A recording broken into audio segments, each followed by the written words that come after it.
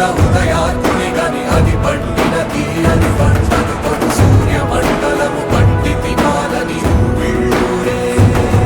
తను దేహం నాటున రవి మరుగై జగము చీకటై పోరా